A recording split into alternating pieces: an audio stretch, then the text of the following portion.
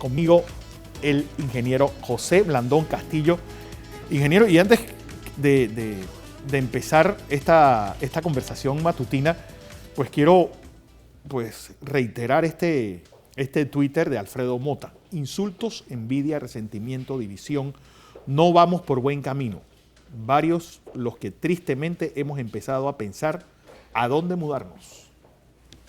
Bueno, ahorita le hablo de eso, pero en los comentarios que esté a ustedes sobre los hechos que hacen historia, recordando la batalla del Ebro, el quinto regimiento tenía una canción. Sí, hay Carmela. Sí. Viva la quinta brigada. Y había una de las estrofas de esa canción que decía: con el quinto regimiento marcha lo mejor de España, la flor más roja del pueblo. La flor más roja del pueblo.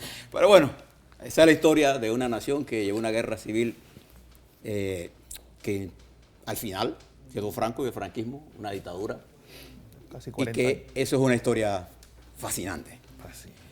Pero antes que nada yo quisiera, en vista del bajo nivel de debate que hay en este país, un poco la preocupación del señor Mota, de uno de los Mota, pues, les quiero recomendar que se lean algún par de libros.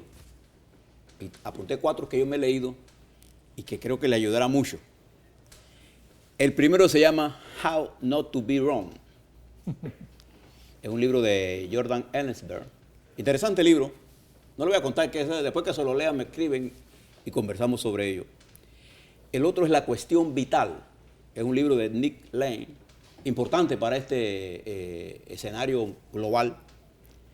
Y el otro es The Power to Compete, que es un libro de 2 escritores japoneses, Niketomi, los dos son Niketomi, y el otro, Sapiens, es una historia, una breve historia de la humanidad.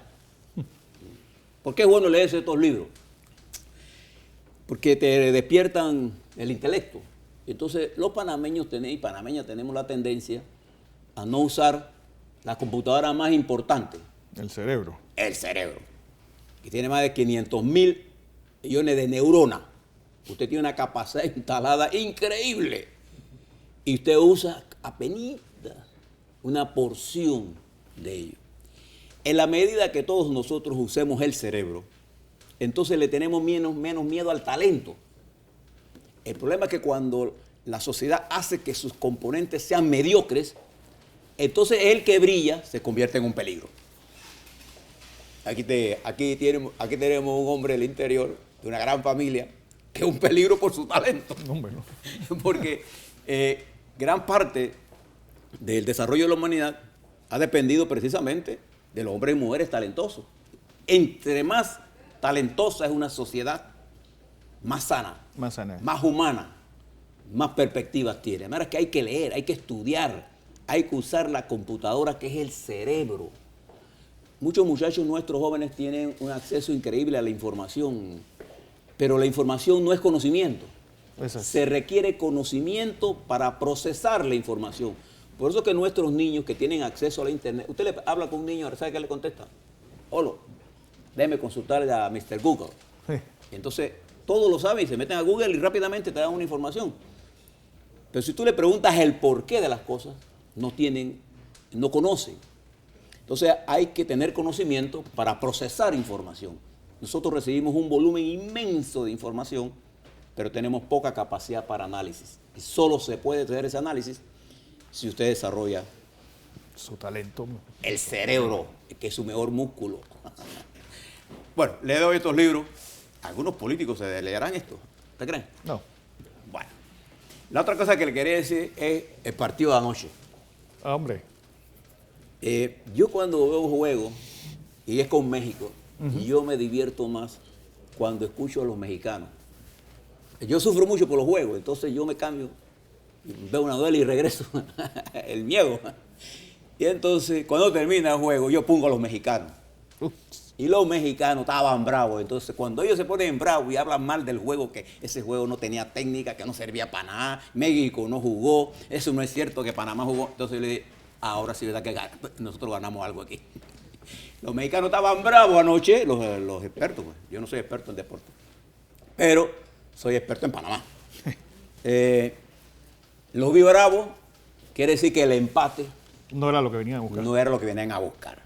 Ahora yo le voy a dar un análisis aquí mío. No voy a competir con la sesión de deporte. Pero dice que nosotros estamos en un hexagonal en que los 3 primeros, nosotros estamos de cuarto en el ranking ese. Primero está Estados Unidos, México, son los 2 que se, primero, segundo, después Costa Rica. Que son el grupo de los 3. Incluso yo veo a Costa Rica arriba por el nivel de Pero bueno, se supone que matemáticamente ellos serían los 3 primeros y nosotros tendríamos que ir a un refechaje. Exacto. Entonces, resulta que ahora los Estados Unidos se ha caído. Y en las estadísticas vi que un equipo que haya perdido 2 juegos seguidos, comenzando una hexagonal, no clasifica directamente. Entonces eso estadísticamente nos abre la puerta a nosotros para estar en el tercero. A estar en el tercero. Costa Rica está fuerte, México de tú a tú con nosotros, se las vio con nosotros. Quiere decir que si nosotros nos empeñamos, nuestros muchachos se empeñan y juegan con la inteligencia, ¿no? Mueven sus pies con la inteligencia cerebral, ¿ah? Entonces nosotros tenemos una gran oportunidad de clasificar, de acuerdo a los números que yo tengo. Sí. Entonces yo apuesto a Panamá a clasificar por la vía directa. Wow. Bien, le damos 4 puntos de todo esto. Esto es una hazaña que estamos haciendo estos muchachos. Bien, eso es lo faltan bueno. 11. Con 15 puntos yo creo que estamos dentro. Y si no, y con ganarle a los Estados Unidos, para nosotros es vital. Vital. Porque así los descartamos y quedamos en el grupo de los 3. Uno de las 2. Sí. Ganarles aquí o allá. Exactamente. Bien, dicho eso, sin conocer de béisbol, de fútbol, es matemática. Por eso es importante que se lean la cuestión vital. La matemática sirve para todo. Hasta para el amor. Bien. Hoy es un día importante para nuestra nación porque le he venido advirtiendo a toda nuestra audiencia de los riesgos que sobre nuestra nación se están cocinando fuera de nuestras fronteras, que afectan nuestra estructura económica. Ayer y hoy en particular ya debe estar el doctor Stiglitz haciendo una presentación ante el Parlamento Europeo de sus teorías sobre los paraísos fiscales y el caso de Panamá. Desde ayer viene haciendo declaraciones muy duras, y es respaldado él en sus intervenciones por el doctor Piet, que es uno de los grandes eminencias en derecho procesal penal que tiene que ver con la materia financiera. Ambos en Europa y en el mundo tienen una gran credibilidad intelectual. El señor Stiglitz no es por las controversias que tuvo aquí en Panamá que piensa como está pensando.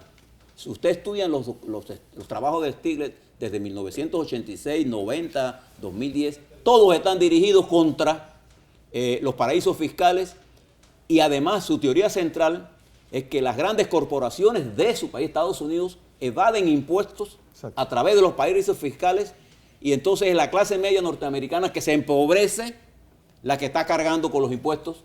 Entonces, él tiene una tesis, así, con ese conocimiento, él vino aquí. No es que él piense diferente hoy. Sí, lo trajeron por eso. Lo trajeron por eso. Entonces, ahora estamos nosotros en controversia con él y resulta que la comisión nuestra va a presentar su informe el viernes. Pero más que el informe de la comisión, yo creo que nosotros, la comunidad financiera que trabaja en Panamá y opera en Panamá, los empresarios panameños, los dirigentes políticos panameños, el gobierno de Panamá, deberá entender claramente que nosotros necesitamos actuar seriamente y rápidamente. Porque esta madeja se está tejiendo en grandes cambios. Me llamó mucho la atención esta decisión de la Procuradora General de la Fiscalía con respecto al caso Wackett, porque esto deja entredicho lo que hizo los Estados Unidos allá. Pero conociendo cómo se mueve el imperio, ¿no es así? Ellos deben estar molestos por lo que nosotros hicimos soberanamente, porque lo que ellos hicieron fue una arbitrariedad. Pero entonces esos riesgos que están haciendo desde afuera se maximizan cuando la nación está fragmentada. Exacto. Entonces hoy Panamá se encuentra fragmentada. Ayer, mire lo que me pasó ayer. Ayer yo estaba almorzando ahí en la Patagonia, en el restaurante de la Patagonia, y por casualidad se encontraba en una mesa el director de la policía, el director del Consejo de Seguridad, el señor López, y el señor director de comunicaciones del gobierno, Manuel Domínguez. Y yo me acerqué y le dije, aquí está la fuente del poder. Se lo dije en serio. Y le dije a Domínguez, oiga, estudie y preste la atención a las recomendaciones del señor Stiglitz, porque son duras. Y él me respondió sí. Ya él está hablando de que todos los paraísos fiscales deben ser declarados estados terroristas. Tolerancia cero.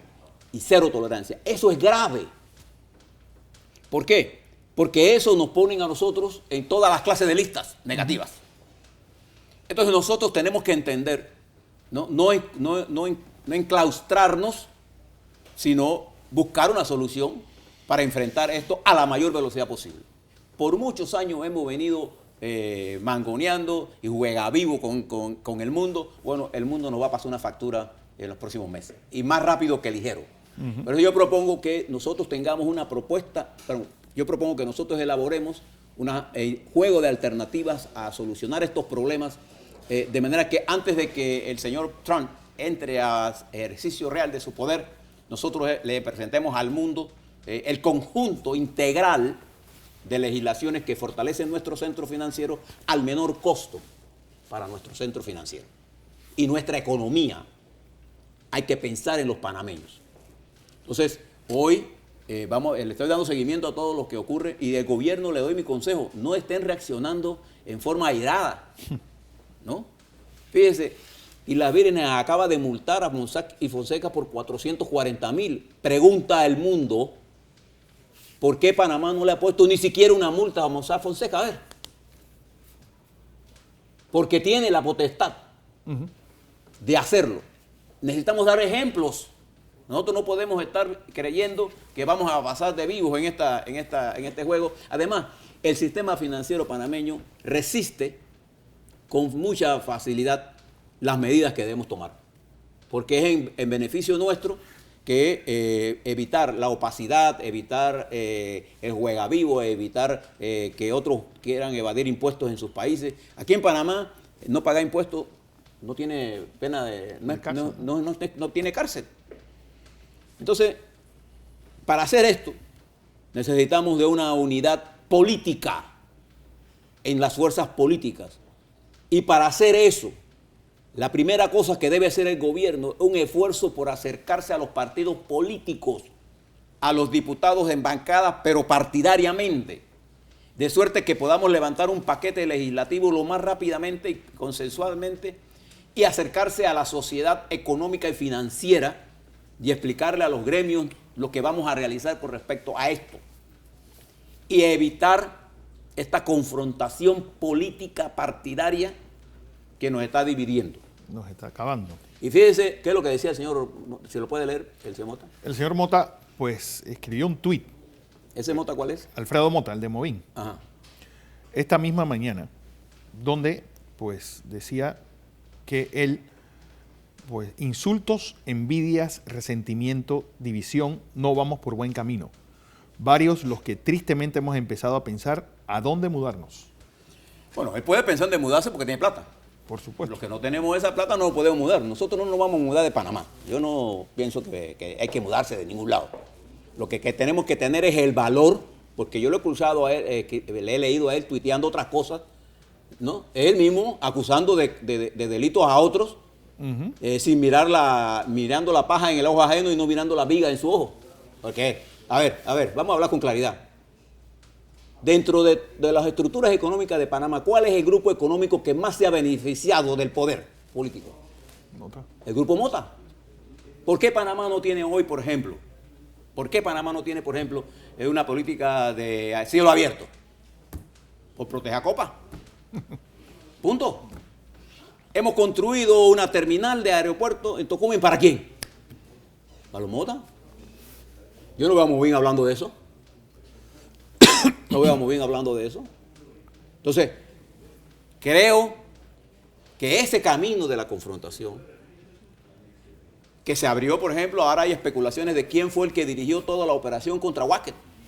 ¿Fue aquí? Sí. ¿Fue en los Estados Unidos? Porque el señor Wackett fue eximido de acusaciones de cualquier delito en Colombia a través de una exhaustiva investigación, y la Procuraduría General de Colombia cerró definitivamente las investigaciones 3 meses antes que el Tesoro de los Estados Unidos, en abril del 2000, 16 lo incluyeron en la lista Clinton. Y ahora la Fiscalía panameña cierra temporalmente, provisionalmente este caso porque no hay pruebas. Sin embargo, ya se destruyó a Wackett. Lo que le quiero decir es que pueden haber otros Wackett. Esa es la fragilidad del sistema, ese es el temor que tenemos que tener. Lo demás, las discrepancias políticas, perseguir a Fernando, perseguir y tener preso a Francolini, eso es secundario en realidad. Eso es producto de una falta de visión estratégica, de una comprensión de la gravedad del problema que enfrenta el mundo en general y Panamá en particular. Nuestro sistema es un sistema sumamente frágil. Y le voy a contar esta historia porque mucha gente no quiere hablar de esta historia. Cuando nosotros negociamos los tratados Torrijos-Carter, nosotros tuvimos que tomar una decisión política de las más graves y estratégicas. Era, ¿qué hacemos para que se desmantele el sistema colonial y las bases norteamericanas en nuestro país sin una confrontación militar con los Estados Unidos? Y usted recuerda que estos tratados se discutieron en medio de la Guerra Fría, es decir, entre el comunismo y el capitalismo. Entonces nosotros tomamos una decisión estratégica. Nuestra relación de ayer, de hoy y pensando en el futuro será estratégica con los Estados Unidos. ¿Con ellos? Con ellos. Y por eso pusimos el Tratado de Seguridad, para decirle en palabras de Omar Torrijos, bajo el paraguas del Pentágono. Es decir, llegar a una alianza y lo primero que negociamos en los tratados fue el problema militar. Porque si no hubiéramos discutido el tema militar, no hubiera habido tratado. Y hoy tenemos canal. Claro. Alguna gente de la oposición a los tratados, con razones históricas muy válidas, se opusieron a ellos porque ellos querían una eliminación del colonialismo en el 100%. Entonces nosotros pensábamos que esa pureza no existe. Es más, lo único puro que yo conozco son los puros tabaco y se fuman. O sea, usted cuídese de los puros. Los puros en política son peligrosos. Eso es como la gente que va a una fiesta y no toma trago. Usted cuídese de ese. Porque cuando todos tomamos trago, todos estamos igualados, ¿no? Pero el que no toma trago es sapo. Entonces, en la política uno tiene que ser pragmático. Entonces, ¿por qué nosotros tomamos esa decisión? Hoy, veamos las cosas en su perspectiva. ¿Cuál es el aliado estratégico más importante para la República de Panamá en esta coyuntura? Estados Unidos. Estados Unidos. No tengan la menor duda de eso. Entonces, para nosotros, viene el señor Trump y estamos preocupados qué hace Trump, si piensa Trump, qué no hace Trump. Bueno, Trump está metido en un gran lío en los Estados Unidos. Él va a saber qué hace Trump. Es un problema de él y los Estados Unidos. En los Estados Unidos hay un proceso de transformaciones que nace del seno de la sociedad. ¿Y por qué? Porque la clase media norteamericana fue ultrajada por el sistema financiero mundial y particular de los Estados Unidos y lo llevó a la más desastrosa situación personal y familiar cuando la crisis del 2008, las hipotecas, la gente fue expulsada de sus casas. Y a alguna gente le vendieron casas a un costo de $300,000 que no valían $300,000, lo estafaron. Primero con una sobrevaluación. Y cuando vino la crisis, entonces le decían, la casa tuya no vale 300,000, vale 100,000. Vale 100,000. O sea, lo estafaron 2 veces. Y la tercera fue cuando yo, bueno, tú no pagas, entonces te la vendemos. Y lo expulsaron. Entonces, esa clase política en los Estados Unidos está disgustada. Y toda la estructura de comunicación de los Estados Unidos no pudo convencer a la población norteamericana de que no votara con Trump. Porque no era Trump que era en contra de los intereses de ellos. Eran los intereses financieros que estaban en contra de Trump. ¿Qué va a hacer el señor Trump? No sé, pero va a hacer cosas interesantes, algunas peligrosas. Pero en esa nueva perspectiva que se abre en los Estados Unidos, nosotros los panameños que tenemos experiencia en bregar con ellos, debemos saber que ellos van a necesitar aliados. Entonces nosotros tenemos que tomar una decisión estratégica. Europa no es el aliado tradicional de Panamá. Nuestro sistema económico fue calcado del modelo de los Estados Unidos. Este sistema de compañías fue traído de Delaware. Así mismo, lo calcamos igualito. Bueno, hoy no tenemos el paraguas de los Estados Unidos que nos ayude, tenemos que mirar por qué. Entonces yo le planteo esto porque esta preocupación del señor Mota, que la mira en la coyuntura personal, porque ciertamente las redes sociales están llenas de insultos, de ataques. Aquí pensar es un delito. Es más, mucha gente en los aparatos de seguridad piensan que es un acto de subversión lo que yo estoy diciendo aquí. Y van a ver al presidente todos los días de Dios y le dicen, allá estaba Fernando y Blandón hablando mal de ti, ¿cómo es posible que tú permitas eso? Y entonces le van llenando la casa al presidente. Bueno, a mí me tiene sin cuidado lo que le diga el Consejo de Seguridad al señor presidente. Lo que yo le digo al presidente se lo digo a ellos de frente. Entonces, ¿qué es lo que me preocupa? Que nosotros hoy nos vamos a enfrentar a lo que va a suceder en Europa, va a haber noticias negativas y nosotros seguimos siendo reactivos. Le aseguro que hay una línea de comunicación dirigida a atacar al señor Stiglitz. Están equivocados. No mates al mensajero.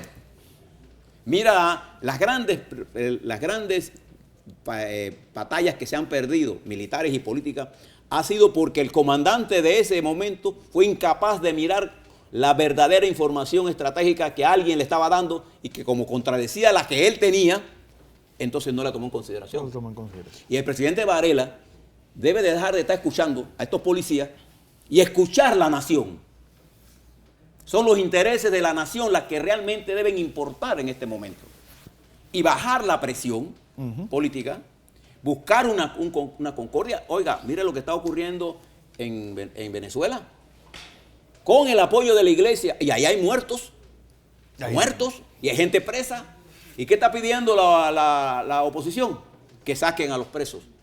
¿Qué va a tener que transar el señor Maduro? Sacar a los presos. ¿Y por qué lo tiene preso? Según él, por subversión. Aquí lo tienen preso por una supuesta, ¿cómo se llama? Peculado de usos que no han podido probar. Y seguimos enredándonos nosotros. Allá están sentados en una mesa de negociación. Colombia acaba de firmarse y el presidente Santos acaba de salir de Colombia para los Estados Unidos por un ataque, por un rebrote del cáncer de próstata que tiene. Y Colombia está buscando la paz. Y están buscando la fórmula de esto no pasarlo por un plebiscito, sino hacerlo de hecho y el pueblo colombiano sale a las calles por la paz. Nosotros tenemos que movilizar nuestra opinión pública para buscar la paz. No es el camino de la confrontación la que desarrollan los países, es el camino de la paz. Y le voy a contar esta pequeña anécdota. Cuando Mandela salió de la cárcel, durante los 2 primeros años de salir de la cárcel antes del proceso electoral, se dio una gran revuelta en Sudáfrica. Y el pueblo se levantó y era pueblo contra pueblo matándose. Y Mandela tuvo que ir a la televisión y decirle a su pueblo, ese no es el camino. El camino no es la violencia. El camino es la paz. Esperemos a votar. Votemos. 2 años más tarde, el partido de Mandela gana el CNA y Mandela logró que los negros mayoritarios entendieran que Sudáfrica no existía sin la colaboración militante de la minoría blanca.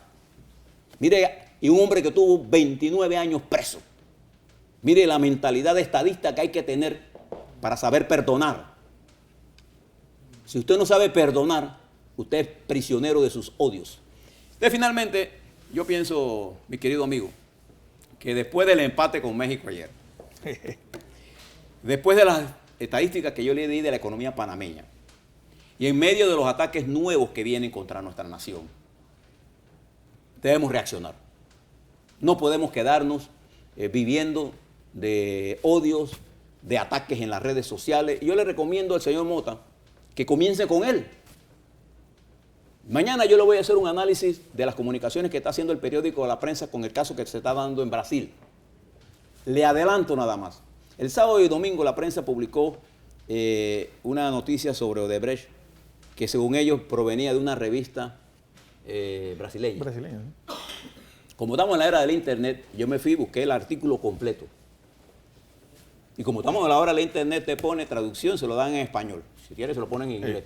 Con una certeza bastante buena. Leo el artículo. En ese artículo de esa revista solo hay una oración que trata sobre Panamá. Y que dice que Odebrecht había trasladado su plataforma tecnológica a Panamá. ¿Y por qué la trasladó? porque Panamá tiene una plataforma tecnológica de primer mundo. Por eso somos nuestro nivel de comunicaciones es parte del hub que hemos desarrollado los panameños, y por eso estamos aquí, como la tienen otras compañías que están aquí. Y de ahí para adelante no hay ninguna mención de Panamá. Pero la prensa dice que esa revista dice cosas que no dice.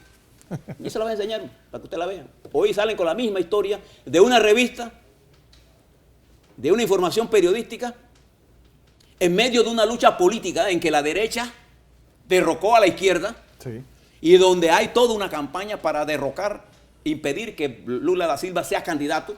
Entonces los medios de comunicación fueron instrumentos del golpe parlamentario. ¿Y quiénes son los verdaderos corruptos? Los mismos parlamentarios que le dieron el golpe a Dilma Rousseff. A Dilma Rousseff no se le ha podido probar que se robó nada. Nada. Entonces, esta manipulación, no le preste mucha atención a los periódicos estos, que están manipulando la información con quién sabe qué propósito. Ya en los Estados Unidos se dieron cuenta que eso no funciona. Por eso preste la atención a los medios alternativos de información. Nosotros no le estamos diciendo a usted cómo pensar. Estamos dando instrumentos para que usted piense. Y si piensa diferente a nosotros, ahí tiene. Mucho mejor. Así es.